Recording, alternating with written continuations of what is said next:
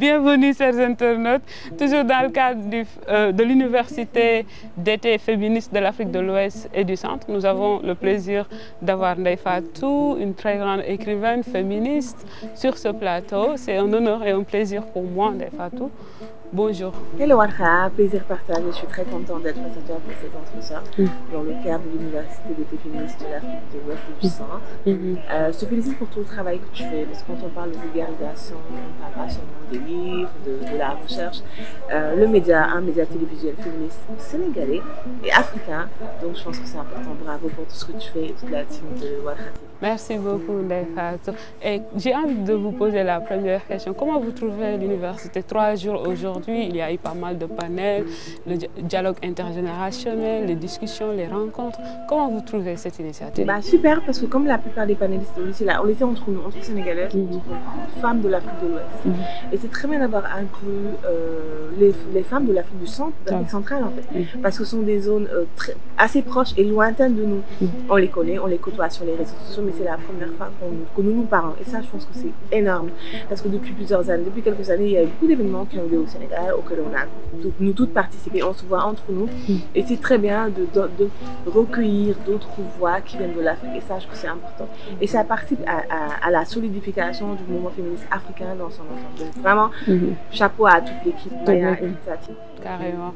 Et on parle de mouvement féministe. Comment vous trouvez le mouvement féministe sénégalais? Je pense qu'il est en pleine ébullition, parce qu'il y a quelques années, on faisait la critique, il était affaibli, il n'y avait pas de relais générationnel, les jeunes n'étaient pas assez engagés. Et là, entre le collectif, le réseau, le FADOI, il y a beaucoup d'initiatives qui sont. Moi, j'entends souvent des voix dire que oui, mais bon, on devrait être une voix. Non, pas nécessairement. Je pense que chaque femme a son degré de féminisme. Chaque femme a comment elle se définit féministe. Donc, laissons-nous la liberté de ça. Les pionnières, je pense qu'elles ont fait ce qu'on a pu.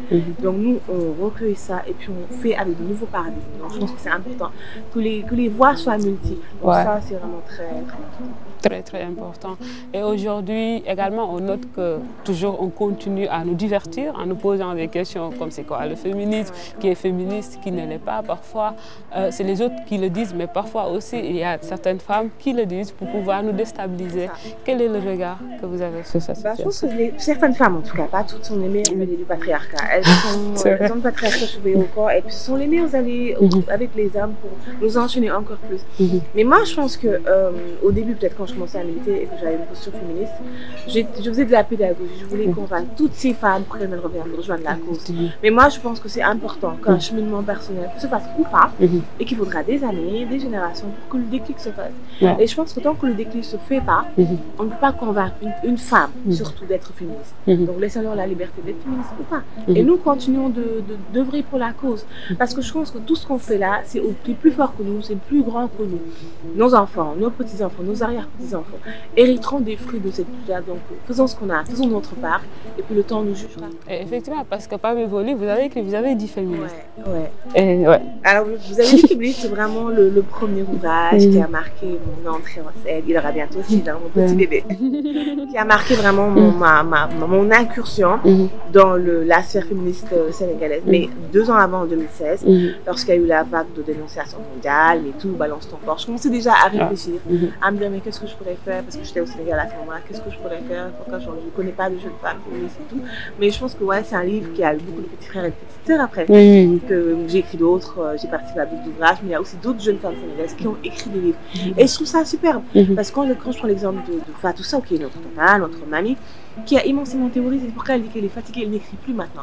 Donc à nous d'avoir des télés, de produire, de théoriser, parce que je pense qu'il faut qu'on laisse des traces. Et là, nous sommes en train de le faire. nous sommes en train de le faire. Et tous les moyens sont bons.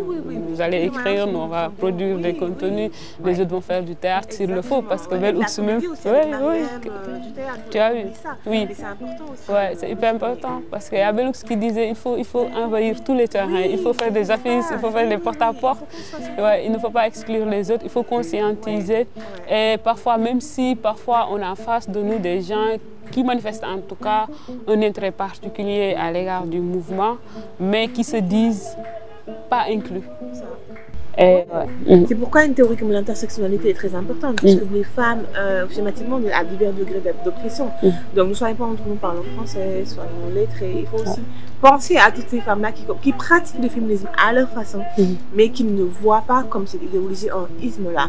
Donc c'est important des fois que tous les canaux de vulgarisation soient mis en avant pour que toutes se sentent comprises. Effectivement, parce que nous, au début, Waha TV, on faisait des contenus, mais souvent on parlait Wolof. Et parfois maintenant, je me dis, tiens, moi je commence à m'éloigner quand même. Et ça, il ne faut pas peut-être tomber... Non, tu peux parler Wolof, c'est il y aura une cible uniquement sénégalaise. Et quand tu parles français et peut-être anglais, il y aura toute l'Afrique qui te comprend. Effectivement. Et là, aujourd'hui, ce matin, vous avez animé un panel sur la masculinité. La grande question. Ouais. Je suis vraiment contente qu'on ait déjà un panel sur la masculinité positive, qui est un concept qui me fait dresser les cheveux. Parce que moi, je me dis, avant de parler de masculinité positive, parlons de masculinité hégémonique, dominante. Questionnons ces hommes-là qui sont vraiment les gardiens du patriarcat. Et comment est-ce qu'ils nous dominent? Déconstruisons ça dans la recherche, dans la production, dans la théorisation de tous les jours, avant de parler de masculinité positive. Moi, en fait, j'ai l'impression des fois, à chaque fois qu'il y a un problème du patriarcat, un sous-élément dont on parle, on nous montre en fait un nouvel élément comme P4She, comme la masculinité positive. Pour le divertir. On dit, ah tiens, nous sommes des alliés, mais non. Soyez-le dans la pratique. Carrément. Carrément. Et c'est comme si on créait tous ces concepts-là pour nous divertir, pour ne pas parler du féminisme ensuite. Et que je pense que les hommes ont du travail à faire sur eux-mêmes. Sur eux-mêmes en fait. C'est pourquoi je dis, moi je suis plus de pédagogie en fait. Je n'ai pas envie de prendre les hommes comme les enfants, les infantiles. Je vais prendre par la main et leur dire oui, lisez A plus B. Non en fait. Nous faisons assez de travail. À eux d'aller chercher l'information. C'est être de vrais alliés. Au lieu de nous poser des questions qui nous font perdre du temps et de l'énergie. Et nous avons déjà beaucoup de choses à faire. Pas nous de prendre la responsabilité quand même de les éduquer. Carrément, c'est politique, hein? Et bon, en parlant d'hommes, bien sûr, votre dernière œuvre, vous rendez hommage à votre papa. Est-ce que vous pouvez revenir sur ça? Oui, bien sûr. En fait, il y a un livre équivalent féministe et adressé à un homme. Pas n'importe quel homme, mon père. Donc, je voulais mettre en avant un homme qui a étudié à son pays, à son continent, à travers toutes les carrières et le travail qu'il a effectué, mais surtout mettre en avant la façon dont il m'a éduqué, de façon anticonformiste, inconventionnelle. Parce que souvent, quand les gens me disaient, ah, mais on savait que tu serais féministe, parce que déjà, dès le plus bas âge, je refusais en fait d'être mise en infériorité par rapport à mon petit frère et à mes grands frères. Je suis un être humain comme eux, je suis un individu comme eux, j'ai un cerveau et des capacités comme eux. Et ça, je crois que mon père et aussi ma mère me l'ont inculqué très tôt, donc c'était important de lui rendre hommage parce qu'il est décédé depuis bientôt 2 ans et d'écrire un livre sur lui. Donc, c'est déjà fini. En tout cas, merci pour l'entretien. C'est tout le plaisir était pour nous. Merci.